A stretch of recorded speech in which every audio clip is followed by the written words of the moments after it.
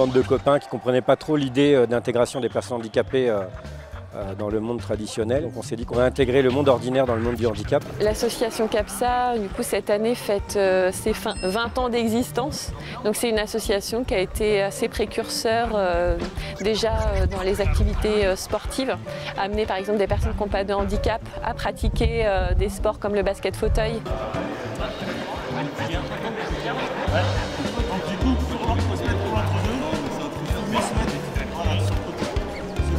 Les sensibilisations, c'est un petit peu pareil parce qu'il y a 20 ans de ça, s'asseoir sur un fauteuil, c'est un peu comme l'idée de prendre des béquilles alors qu'on n'a aucun mal. Ça peut porter malheur, voilà, il y avait des superstitions. C'est vrai qu'on était un peu sceptiques, enfin, on était un peu curieux de savoir comment ça se déroule. Voilà, en réalité. Donc on fait du basket fauteuil, de l'initiation à la langue des signes, des parcours en situation de cécité. Nos sensibilisations, on les adapte vraiment aux personnes auprès desquelles on doit intervenir.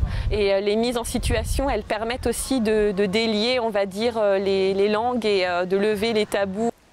J'aimerais que les gens aient un regard un peu moins téléthon, la bave et on donne de l'argent. On peut discuter directement avec une personne qui a un handicap sans avoir l'appréhension de se dire est-ce qu'elle va bien le prendre, mal le prendre, ce que je vais dire. En 5 minutes, on retrouve les mêmes schémas, etc. Et en même temps, c'est différent, on se rend compte qu'on se sert du fauteuil comme d'un nouvel outil.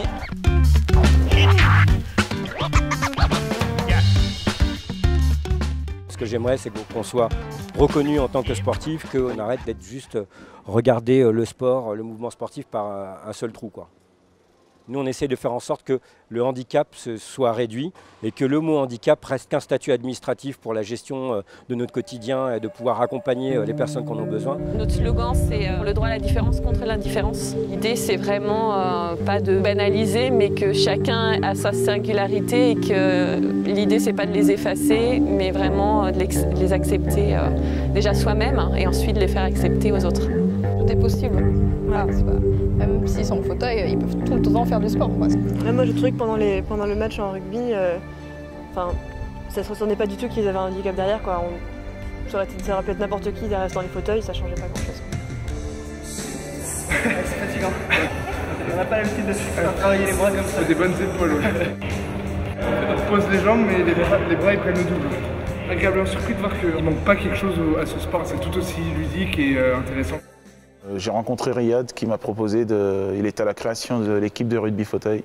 J'ai pas mal évolué puisque maintenant je suis en équipe de France et qu'on a gagné, on est champion d'Europe depuis le mois d'avril. Champion d'Europe groupe B et ça me donne accès au championnat d'Europe groupe A qui lui est qualificatif pour les Jeux de Rio. Le regard que moi j'aimerais qu'il y ait sur le sport, c'est qu'on arrête de nous associer au monde du social ou du médical et qu'à un moment donné, on ait une vraie image du monde sportif avec ses beaux et ses mauvais côtés.